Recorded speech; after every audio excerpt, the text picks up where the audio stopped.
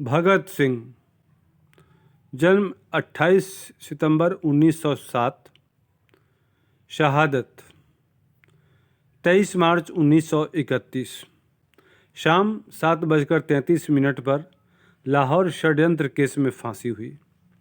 जन्म स्थान बंगाचक number 105, गुगैरा branch, वर्तमान लायलपुर, पाकिस्तान। पैतृक गांव खटकड़ कलां, पंजाब। माता पिता विद्यावती एवं सरदार किशन सिंह। परिवार संपूर्ण परिवार स्वाधीनता सेनानी। पिता और चाचा अजीत सिंह लाला लाजपत राय के सहयोगी। अजीत सिंह को मांडले जेल में देश निकाला दिया गया था। बाद में विदेशों में जाकर मुक्ति संग्राम का संचालन करने लगे। छोटे चाचा सरदार स्वर्ण सिंह भी जेल गए और जेल की यातनाओं के कारण 1910 में उनका निधन हुआ। भगत सिंह की शहादत के बाद उनके भाई कुलबीर सिंह और कुलतार सिंह को देवली कैंप जेल में रखा गया था, जहां वे 1946 तक रहे। पिता अनेक बार जेल गए। शिक्षा उनकी हुई पहले 4 साल की प्राइमरी शिक्षा अपने गांव बंगा में, फिर लाहौर के डीएवी स्कूल से वर्ग 9 तक की पढ़ाई की। बाद में नेशनल कॉलेज लाहौर से एफए किया। बीए के दौरान पढ़ाई छोड़ दी और क्रांतिकारी दल में शामिल हो गए। प्रभाव बचपन में करतार सिंह सराभा लिखा है सरापा और 1914 के गदर पार्टी के आंदोलन के प्रति तीव्र आकर्षण। गदर पार्टी, जब आप बड़े होंगे तो पढ़ेंगे, भारत के आंदोलन के दौरान, स्वतंत्रता के आंदोलन के दौरान गदर पार्टी का गठन हुआ था। उस गदर पार्टी का सिद्धांत अंग्रेज़ों को भारत से भगाना था। उसके प्रति भगत सिंह के मन में बहुत ही श्रद्धा थी। सरापा की सराभा इसमें लिखा है और ये सरापा पहले से मैं जानता हूँ, लेकिन सराभा लिखता है। चलिए सराभा ही मान लेते हैं, जो लिखा है उसी को मानिए। तो सराभा की निर्भीक कुर्बानी का मन पर अस्थायी और गहरा असर। 16 नवंबर 1915 को सराभा की फांसी के समय भगत सिंह की उम्र 8 वर्ष थी। वे सराभा का चित्र अपनी जेब ही में रखते थे। तो सराभा को बहुत बड़ा अपना नेता मानते थे, आराध्य मानते थे। उनके चित्र को जेब में रखते थे। 12 वर्ष की उम्र में जालियांवाला बाग की मिट्टी लेकर क्रांतिकारी गतिविधियों की शुरुआत। 1922 में चौरा चौरी कांड के बाद 15 वर्ष की उम्र में कांग्रेस और महात्मा गांधी से मोह भंग। 1923 में पढ़ाई और घर छोड़कर कानपुर गणेश शंकर विद्यार्थी के पत्र प्रताप में सेवाएं दी। 1926 में अपने नेतृत्व में पंजाब में नौजवान भारत सभा का गठन किया। नौजवान भारत सभा का गठन भगत सिंह ने किया, जिसकी शाखाएं विभिन्न शहरों में स्थापित की। 1928 से 31 तक चंद्रशेखर आज़ाद के साथ मिलकर हिंदुस्तान समाजवादी प्रजातांत्रिक संघ का गठन किया और क्रांतिकारी आंदोलन सघन रूप से छेड़ दिया। 8 अप्रैल 1929 को बटुकेश्वर दत्त और राजगुरु के साथ केंद्रीय असेंबली में बम फेंका और गिरफ्तार हुए। अक्टूबर 1926 में दशहरा मेले में हुए बम विस्फोट के कारण मई 1927 में हुई पहली गिरफ्तारी। कृतियाँ इनकी है। कृतियाँ पंजाब की भाषा तथा लिपि की समस्या,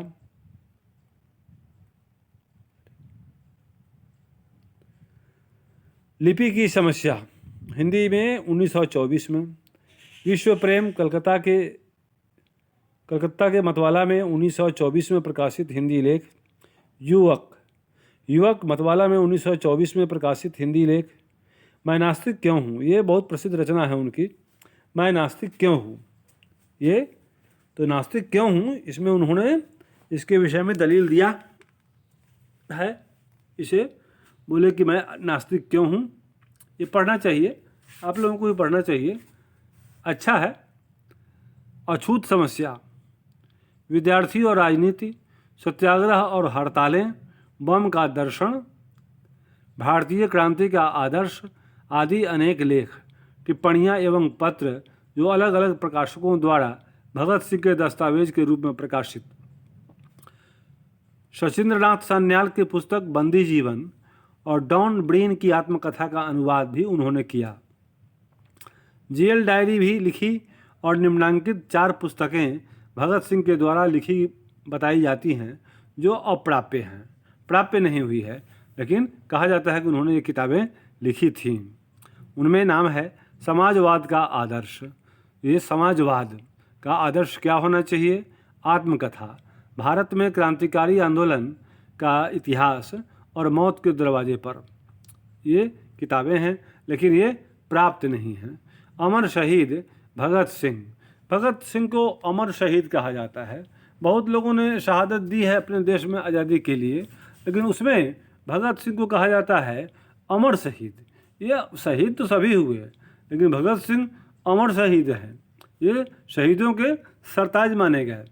भगत सिंह आधुनिक भारतीय इतिहास की एक पवित्र स्मृति है। भारत राष्ट्र के लोकमानस में उनकी युवा छवि अमिट होकर बस गई है। देश की स्वतंत्रता के लिए अपने प्राणों का बलिदान कर देने वाले हजारों लोगों तथा लाखों स्वाधीनता सेनानियों की प्रेरणा और उत्सर्गपूर्ण कार्यों के वे स्थायी प्रतीक और प्रतिनिधि हैं। उनके कार्यों और उनके बलिदान ने जनता के हृदय में सदा सुलगती रहने वाली राष्ट्रीयता की ज्योतिर्मय चेतना का निर्माण किया है। राष्ट्रीयता, देशभक्ति, क्रांति और युवा शक्ति के वे प्रेरणा पुंज प्रतीक हैं। यह अमर पद उन्होंने लगभग 23 वर्षों में ही हासिल कर लिया था। स्वाधीनता सेनानियों के परिवार में जन्म पाकर उन्होंने बचपन में ही देश की स्वतंत्रता के लिए मर मिटने का अविस्मरणीय पाठ पढ़ लिया था। उनके भीतर इच्छा, संकल्प, विचार और कर्म की सुदृढ़, अजेय और अमोघ शक्ति थी। बचपन से लेकर उठान की युवावस्था की शहादत तक का उनका इतिहास यही साबित करता है। देश और जनता की स्वतंत्रता के लिए अपराजेय संघर्ष तथा सामाजिक समानता, न्याय और सबकी खुशहाली पर टिकी समाज व्यवस्था के लिए क्रांति के स्वप्न के रूप में उन्हें ऐसा कुछ प्राप्त हो गया था जिसके आगे मृत्यु बहुत छोटी और तुच्छ पड़ गई। नश्वर जीवन के इस महिमा में मूल्यबोध के चलते ही उन्होंने हंसते हंसते फांसी का फंदा अपने गले लगा लिया और झूल गए। सचमुच वे उस पथ पर बढ़े जिसके आगे राह नहीं थी। भगत सिंह का विकास आरंभ से ही उद्देश्य के प्रति समर्पित एक प्रबुद्ध नौजवान के रूप में हुआ।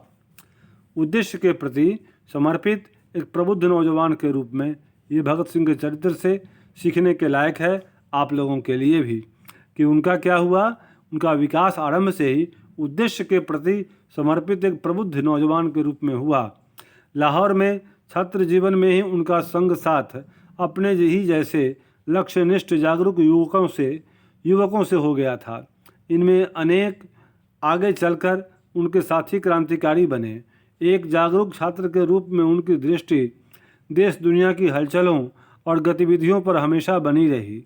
अपनी रुचि की पुस्तकें, जिनमें साहित्य, राजनीति, दर्शन, इतिहास आदि विषयों की पुस्तकें हुआ करती थीं, उन्होंने खूब पढ़ी थीं और उनसे प्राप्त ज्ञान के प्रकाश में अपने देश, समाज आदि के बारे में सोच विचार करते रहते थे। उनकी मानसिक जागरूकता, सोच विचार और प्रबुद्धता ही वह कारण थी कि घर छोड़ने के बाद वे कानपुर में गणेश शंकर विद्यार्थी के पास चले गए और वहाँ उनके पुत्र प्रताप को अपनी सेवाएं दीं। उन्होंने विभिन्न महत्वपूर्ण विषयों पर लगातार लेख लिखे और उनमें से अनेक पत्र पत्रिकाओं में प्रकाशित करवाए। एक चिंतक विचारक के रूप में वे समाजवाद और मार्क्स एंगेल्स की विचारधारा से लगभग प्रभावित और अनुप्राणित होते रहे। क्रांति और समाज व्यवस्था को लेकर उनकी सोच इन विचारकों से प्रभावित थी। सामाजिक राजनीतिक चिंतन और विचार के धरातल पर वे अपने समकालीनों से प्रायः आगे दिखाई पड़ते हैं। बहुधा आज सयाने और अभिभावकीय दृष्टिकोण वाले लोग यह राय प्रकट करते हैं, दिखाई पड़ते हैं कि छात्रों को राजनीति से अलग रहना चाहिए। चलिए, यह एक ज्वलंत मुद्दा है। कुछ लोगों का कहना है कि बच्चे को बड़ा होकर के नौकरी चाकरी करनी चाहिए, पढ़ाई लिखाई में ध्यान देना चाहिए। तो अगर वह शुरू से ही पढ़ाई के समय में ही अगर राजनीति वगैरह करने लगेंगे तो उनका भविष्य बर्बाद हो जाएगा। ये एक मुद्दा है। तो इस मुद्दे को यहाँ भगत सिंह के इस चैप्टर में हम लोग पढ़ने वाले हैं। बहुधा आज सयाने और अभिभावकीय दृष्टिकोण वाले लोग यह राय प्रकट करते दिखाई पड़ते हैं कि छात्रों को राजनीति से अलग रहना चाहिए। उनका काम पढ़ाई करना और अपनी योग्यता बढ़ाना है, राजनीति में उलझना नहीं। गोया राजनीति का पढ़ाई से कोई अस्थायी वैर विरोध हो। छात्र और युवा भगत सिंह के विचार इस संबंध में क्या हैं, वे इस बारे में क्या सोचते थे, इसकी झलक यहाँ भगत सिंह के छोटे से निबंध में मिलती है। यह सही है कि उन दिनों स्वाधीनता आंदोलन चल रहा था, जिससे गाफिल और असंपृक्त नहीं रहा जा सकता था, अलग नहीं रह सकता था। कोई भी प्रबुद्ध नौजवान उस समय आज़ादी की लड़ाई से अपने आप को बाहर नहीं कर सकता था। इसलिए तत्कालीन राजनीति में छात्रों की रुचि और भागीदारी वांछित तथा अपरिहार्य थी। किंतु आज क्या आज़ादी के संपूर्ण लक्ष्य हासिल कर लिए गए हैं? समाज में गैर बराबरी, भेदभाव और शिक्षा, अंधविश्वास, गरीबी, अन्याय आदि दुर्गुण एवं अभाव अभी भी जमे हुए हैं। सांस्कृतिक स्वाधीनता का लक्ष्य अभी भी दूर दिखाई पड़ता है। बेहतर मानवीय व्यवस्था के लिए आज भी राजनीतिक संघर्ष जारी है। ऐसे समय में भगत सिंह का यह लेख छात्रों के लिए उतना ही प्रासंगिक है। दूसरे और अपेक्षाकृत अंतरंग पाठ के रूप में यहाँ अपने घनिष्ठ क्रांतिकारी मित्र सुखदेव के नाम भगत सिंह का ऐतिहासिक पत्र है, जो हमने यहाँ पर प्रस्तुत किया है। क्रांतिकारी भी मनुष्य होते हैं, जिनके पास भावनाएं और विचार होते हैं।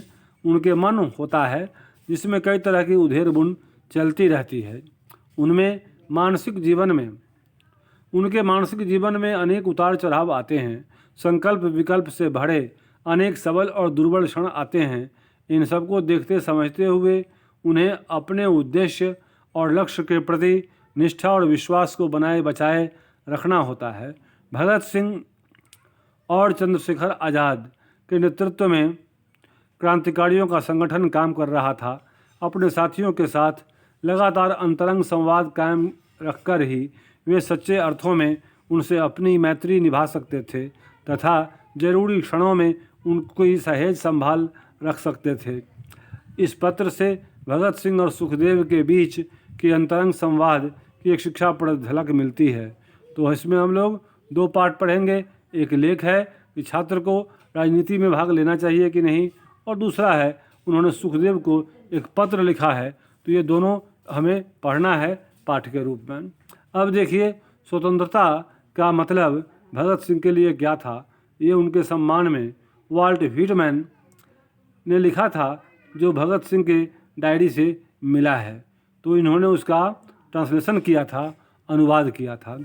स्वतंत्रता क्या है, तो देखिए, वे मृत शरीर नवयुवकों के, वे शहीद जो झूल गए फांसी के फंदे से, वे दिल जो छलनी हो गए भूरे शीशे से, सर्द और निस्पंद जो वे लगते हैं जीवित हैं और कहीं अबाधित ओज के साथ, वे जीवित हैं अन्य युवाजन में जो वो राजाओं, वे जीवित हैं अन्य बंधुजन में फिर से तुम्हें चुनौती देने को तैयार, वे पवित्र हो गए मृत्यु से शिक्षित और समुन्नत, दफन न होते आज़ादी पर मरने वाले, पैदा करते हैं मुक्ति बीज फिर और बीज पैदा करने को, जिसे ले जाती दूर हवा और फिर बोती है, और जिसे पोषित करते हैं वर्षा और जल हिम, देह मुक्त जो हुई आत्मा उसे न कर सकते विच्छिन्न अस्त्र शस्त्र अत्याचारी के, बल्कि हो अजय रमती धरती पर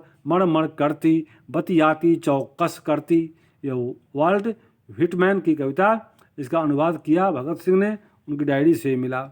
इसमें है कि आज़ादी के लिए जो लोग शहीद होते हैं वो मरते नहीं, बल्कि वो क्रांति बीज, मुक्ति बीज के रूप में संचित हो जाते हैं और जब वे फिर बीज हजारों की संख्या में ज़मीन पर पैदा होकर नए क्रांतिकारी पैदा करते हैं, ये जो ज़मीन यहाँ की जो हवा है वो और पानी उसका सिंचन करती है और इस प्रकार से पूरी धरती पर वो फैल जाती है। अत्याचारी के अस्त्र शस्त्र क्रांतिकारियों की भावनाओं को नष्ट नहीं कर सकते। यही है, वो बार बार जन्म लेती है और दुनिया में अपना काम करती है मुक्तिदाता का। वो लोगों को चौकस करती है, लोगों से बात करती है, संवाद करती है।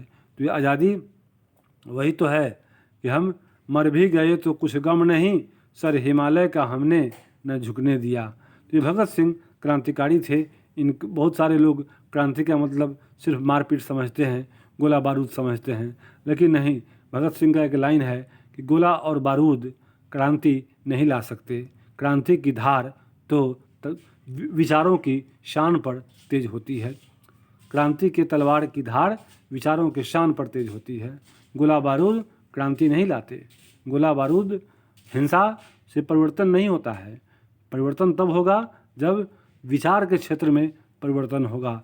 विचार नहीं बदलेगा तो हथियार से आदमी कोई परिवर्तन नहीं कर सकता है। ये रोक सकता है कुछ देर के लिए, लेकिन क्षणिक परिवर्तन होगा।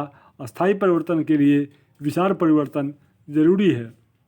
ये भगत सिंह का उद्देश्य है। अब 2 पाठ हमें बचे, उस पाठ को हम लोग इसके बाद वाले वीडियो में पढ़ेंगे। आपने इसको देखा, उम्मीद करता हूँ कि पसंद आया होगा। धन्यवाद। आपका दिन मंगलमय हो।